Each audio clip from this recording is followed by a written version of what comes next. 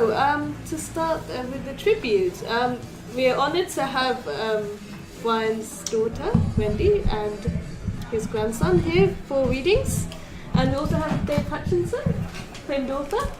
As you can imagine, it's great to be here, but on the other hand, obviously, it's not so great to be here. But I feel it's only right that there should be an Aldiss at a BSFA event with a drink, because I think that's tradition, really. So thank you very much for holding this tribute tonight and for inviting us along. I had quite an interesting day today. Of course, we're looking through some very, very interesting archives of my father's. And there are rather a lot of sort of tapes, reel-to-reel type tapes hanging around. And just as an experiment, I'd taken one little tape, which I'm told is the sort of thing that the BBC might have used a few years ago, into a company that will put it onto today's media. And I picked it up today, and you can imagine the excitement of getting this disc, and on the stick, but a disc of who knows what recordings of something that he'd done. And I put it very excitedly into the player in the car, and it was really, really difficult to hear. The tape had been, deteriorated quite a lot, I think, and I couldn't work out at first what it was. It obviously wasn't a BBC recording. It was far too low quality. But it turned out it was him dictating letters to somebody, perhaps a secretary, perhaps Margaret, his wife, from... I don't know, perhaps the early 90s, just before he went out to Australia. And it's one of those things that you think ought to be in a sound archive, because he's saying, it's very difficult to hear what he's saying, but every now and then he'll say, exclamation mark, something, something, something, comma.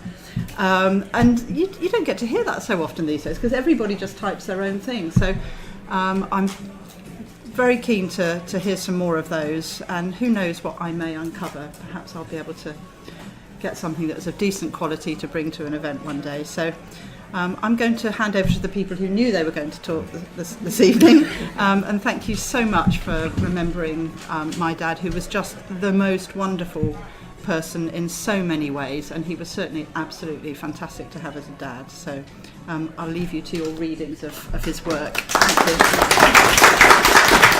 you.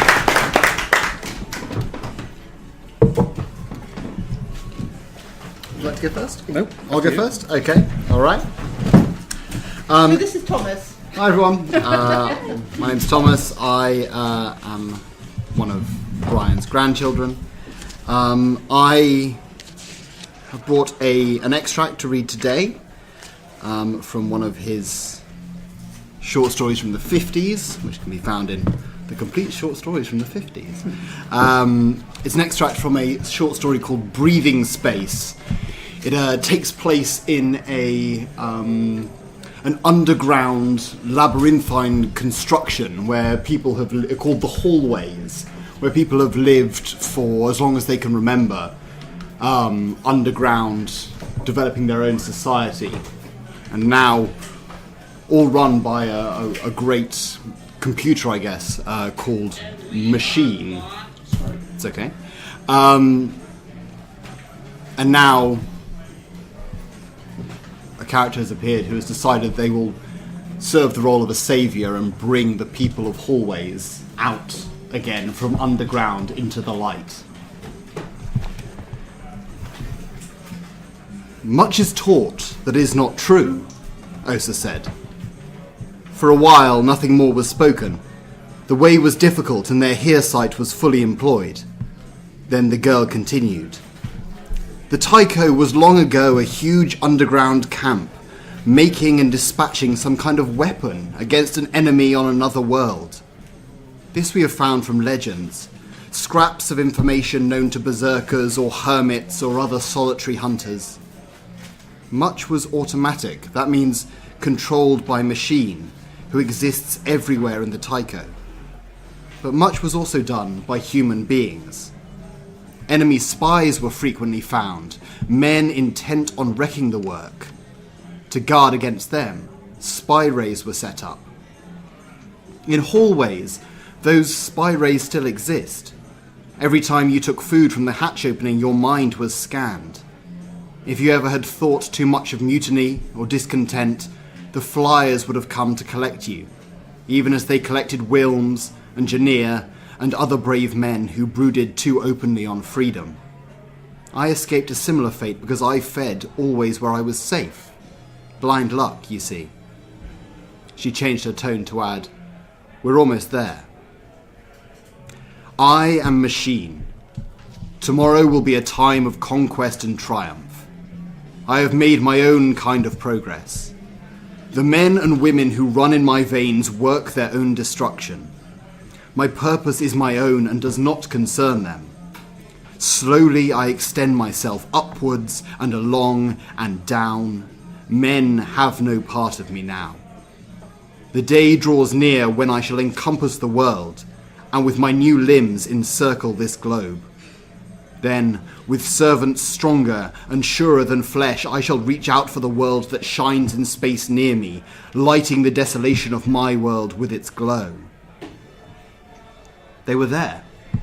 They climbed out of a tumble of concrete, steel and rocks and stood upon a tiled floor. In exultation of the moment, they stood, breathless. "This door to the outer world was only revealed a sleep ago," Tader told Grant. "I it was who found the way and told Osa. I will open the door." Osa flung out her hand. "I will open the door," she proclaimed. "I found the way," Tader said defiantly. She stared imperiously at him. "I dreamed of leading the people of Hallways to freedom," she said. "I will open the door. We will let in the air of the upper world and then return to take them forever from the grip of darkness." She strode forward. Grant stood stricken by awe, gazing at her and gazing past her. Now he knew her wild promises had been nothing less than truth. Beyond the transparent dome which had survived the last bombardment stretched a floor of rock, terminating in a magnificent circle of mountain. The floor and the base of the mountains were in deep shadow, but the upper terraces and peaks stood bathed in a sharp and glittering light which fell like a cascade of diamonds onto Grant's wide eyes. Above this panorama, against a background of jet, hung a brilliant crescent. Blue and silver covered it like a sheen. Something within Grant quivered so wildly at the sight of it that he exclaimed involuntarily.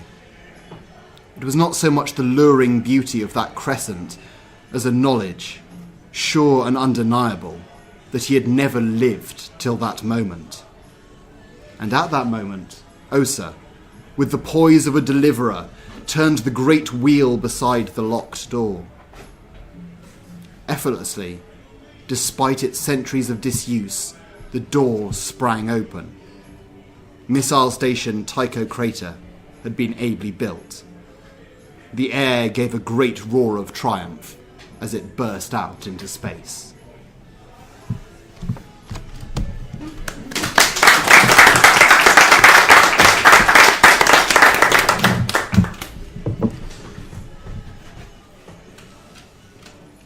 I don't do readings very often, and you're about to find out why. One of the problems choosing something to read was that Brian's body of work was just so large. It was hard to pick something, but so I've chosen the first story of Brian's that I ever read. I read it when I was at school, and it made a big impression on me partly because the title was wonderful. It's one of the best title stories I've ever read. It's called The Saliva Tree. And for those of you who haven't read The Saliva Tree, is there anybody who hasn't read The Saliva Tree? Okay. There are spoilers here. It takes place in Norfolk in, I suppose, late Victorian, early Edwardian times. Something strange has crashed into a pond on a remote farm. Animals are starting to be consumed in strange ways. Nature is going berserk. And our hero, Gregory, suspects that the thing that crashed into the pond was actually a space machine, some kind of vehicle which has brought a creature from another world. And he's having a hard time convincing the locals about this, because the locals have fallen under some kind of, I don't think spell is the right word, but they've fallen under a kind of influence.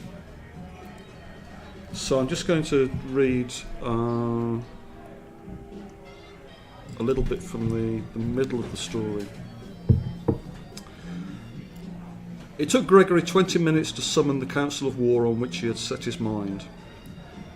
The party gathered in the farmhouse in the parlour.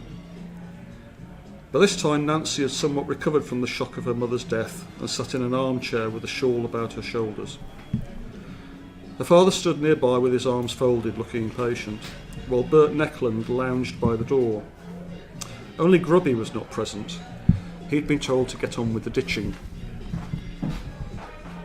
I'm going to have another attempt to convince you all that you're in very grave danger, Gregory said. You won't see it for yourselves, so I... He paused. There was a dragging noise on the landing upstairs. A board creaked. Who the devil's up there? Grendon growled. He made towards the stairwell.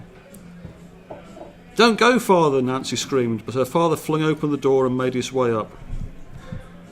Gregory bit his lip. The O'Regans had never ventured into the house before. The O'Regans are what Gregory calls the invaders. In a moment, Grendon returned with a monstrous piglet in his arms. Keep the confounded animals out of the house, Nancy, he said, pushing the creature squealing out of the front door. The interruption made Gregory realise how his nerves still jangled. He set his back to the sawdust-filled parody of a goat that watched from its case and spoke quickly. The situation is that we're all animals together at present. Do you remember that strange meteor that fell out of the sky last winter, Joseph? And do you remember that ill-smelling dew early in the spring? They were not unconnected, and they are connected with all that's happening now. That meteor was a space machine of some sort, I firmly believe, and it brought in it a kind of life that is not so much hostile to terrestrial life as indifferent to its quality. The creatures from that machine, I call them O'Regans, spread the dew over the farm. It was a growth accelerator, a manure or fertiliser that speeds growth in plants and animals. So much the better for us, Grendon said. Yes, but it's not better. The things grow wildly, yes, but the taste is altered to suit the palates of those things out there. You've seen what happened. You can't sell anything. People won't touch your eggs or milk or meat. They taste too foul. But that's a lot of nonsense. We'll sell in Norwich. Our produce is better than it ever was. We eat it, don't we? Yes, Joseph, you eat it, but anyone who eats at your table is doomed. Don't you understand? You're all fertilised, just as surely as the pigs and chickens. Your place has been turned into a super farm, and you're all meat to the O'Regans. That set a silence in the room, until Nancy said in a small voice, You don't believe such a terrible thing. I suppose these unseen creatures told you all this, Grendon said truculently. Judged by the evidence as I do, your wife, I must be brutal, Joseph, your wife was eaten, like the dog and the pigs. As everything else will be in time. The O'Regans aren't even cannibals. They aren't like us. They don't care whether we have souls or intelligences, any more than we really care whether the bullocks have. No one's going to eat me, Neckland said, looking decidedly white about the gills. How can you stop them? They're invisible, and I think that they can strike like snakes. They're aquatic, and I think they may be only 2 feet tall. How can you protect yourself? He turned to the farmer. Joseph, the danger is very great, and not only to us here. At first they may have offered us no harm while they've got the measure of us, otherwise I'd have died in your rowing boat. Now there's no longer doubt of their hostile intent. I beg you to let me to go to Hayham and telephone to the local chief of police in Norwich, or at least to the local militia, to get them to come and help us.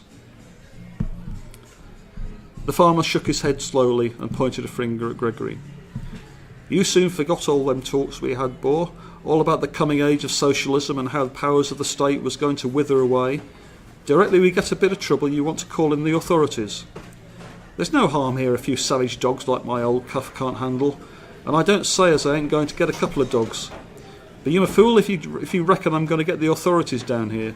Fine old socialist you turn out to be. You have no room to talk about that, Gregory exclaimed. Why didn't you let Grubby come here? If you were a socialist, you'd treat the men as you treat yourself. Instead, you leave him out in the ditch. I wanted him to hear this discussion.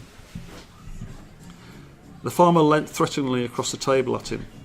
Oh, you did you? Since when was this your farm?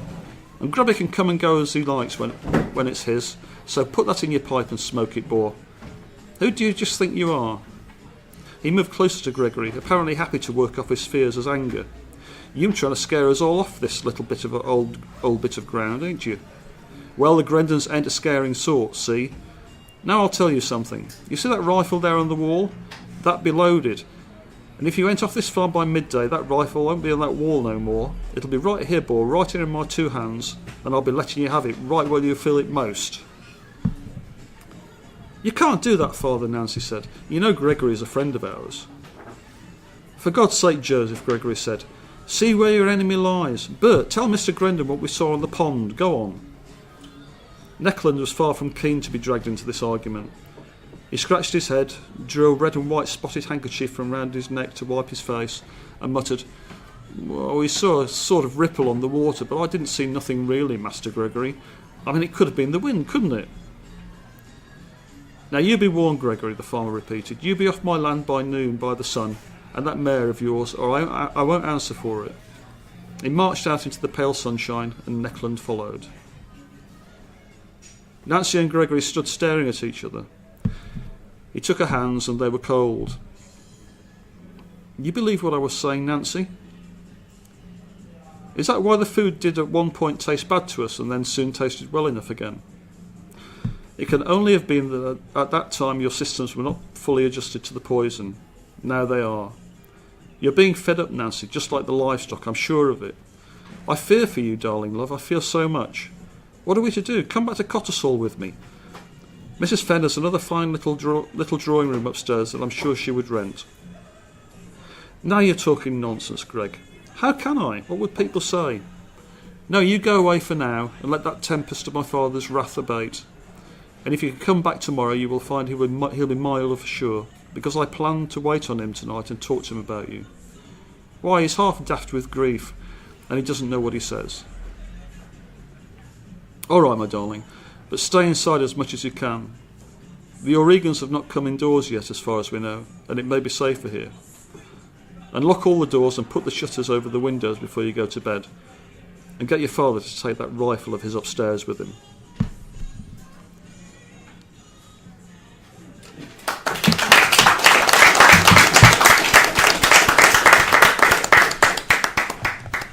I'd like to add a little bit to Brian. I didn't get to meet him until he was much older, and it was during our joint one-day science fiction convention with the Science Fiction Foundation. The BSFA and the Science Fiction Foundation have a one-day convention in London, and we also have our AGM. And by the way, this year maybe, not confirmed, Saturday 23rd of June, put it down in your diaries provisionally, not necessarily the Imperial College this time, but we'll see, that just put it in our diaries. Anyway, it was his 90th birthday, close to it anyway, and you were there, Wendy, if you remember, and we got a cake for him. I remember that very well, because I took the bill for that, but anyway, never mind. It's all right, I'm quite well off now. But anyway, I eventually went over to chat to him, and conversation got round, as Wendy knows, to someone who was a great friend of his, a really good friend of his, and quite a good friend of mine, and that was the late and wonderful and sadly missed Harry Harrison. And the Harrison families and the Aldiss families were very, very close indeed, and he immediately warmed to the whole subject. And he brought in the third person who I'd never met, but was also involved, and that was the Amos family, Kingsley Amos. I was looking up the register tonight, and I forgot to bring it with me, because Brian is listed as member number 1, but Kingsley Amos only joined as member 223, and Mr. Harrison, God love him, only was member number 1240, and a certain Artsy Clark and Fred only joined at member 1613 and 1614. I've double both that, so that's quite late. A delight to talk to Brian, and then I met him subsequently at the British Library do. There was a big do on science fiction, some of you went to that, and Brian was doing signing, and he remembered me, which is great. I was delighted to chat to him, and like everyone else, he's missed. That's my little input to him. Anyway, there you are. I'm sure others will want to add their own. All right. Anyone else want to add memories of Brian? Yeah, I had one which was at Easter to come a couple of years ago, and Brian was meant to come and got to be on a panel to talk about the cover art of his novels, but he sort of couldn't be bothered with all that. And you mentioned Harry Harrison. He came out. It's very, very short, and it's one of the reasons I really love Brian Aldiss. And he said the thing about Harry was he was a rebel. And he goes, I was never a rebel. I just did what I wanted. Oh, I love you, man. He's such an inspiration. That's lovely.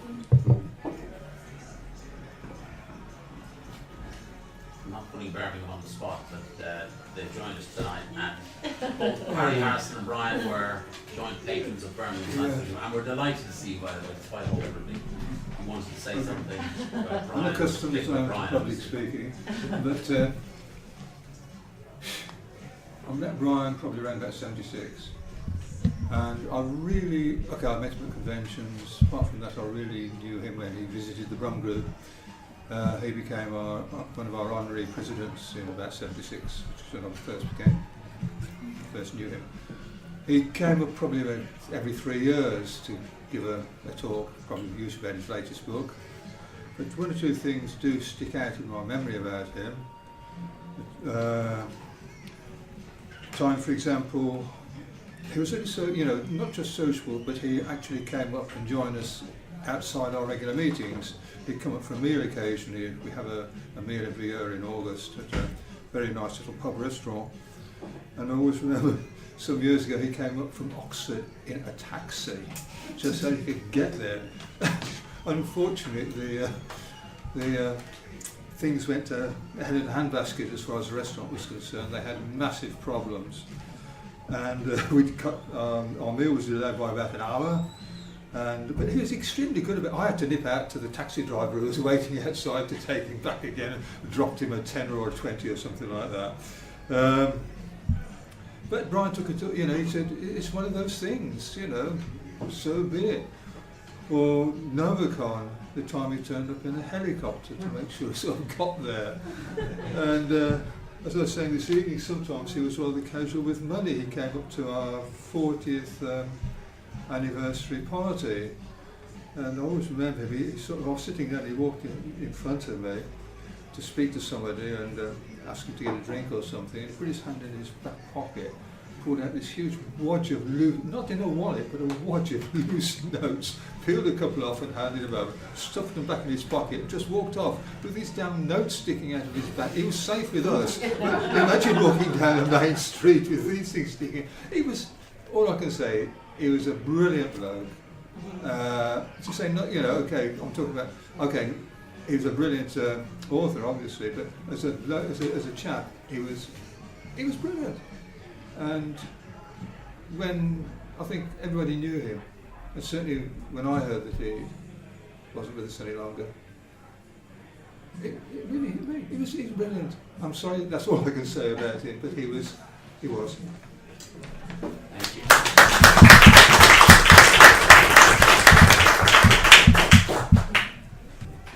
Some memories, some thoughts. Gosh, wow. About when you first maybe discovered that he was a science fiction writer yourself as you were growing up. Well, certainly I remember the time when I was reading Hot House, and I was just totally absorbed when I was reading Hot House. And I didn't live with my dad, and my parents were separated, and I was visiting him in a school holiday. And no spoilers on this one, but there's a point at which the lead character is in mortal jeopardy. And I was terribly upset about it. I put the book down and I ran downstairs and into the garden, and I said to him, how could you do that? How could you kill him off? And actually, when you think about it, what a phenomenal thing to be able to do, to be able to be reading a book and go out and berate the author for something they've done. I mean, phenomenal. And so he just said, well, keep reading. So I went back up and kept reading, and you could read it too and find out what happened. But certainly I think that was the first time I spoke to him about something he'd read, and in that way. But there was a part of my growing up when hand-reared boy was notorious, shall we say, infamous. And that was quite interesting because I wasn't allowed to listen to any of the radio interviews or anything like that, because those of you who know hand-reared boy, it's a bit rude, and I was quite young. So those are some of the earliest memories, and of course lots of fantastic books to read afterwards, and I could go to the study and just take them off the shelf. So I was great. So I want to say thank you again for everyone who's read and said their memories about them, and thank you for Jed for inviting all of you down. So thank you all again. Thank you very much.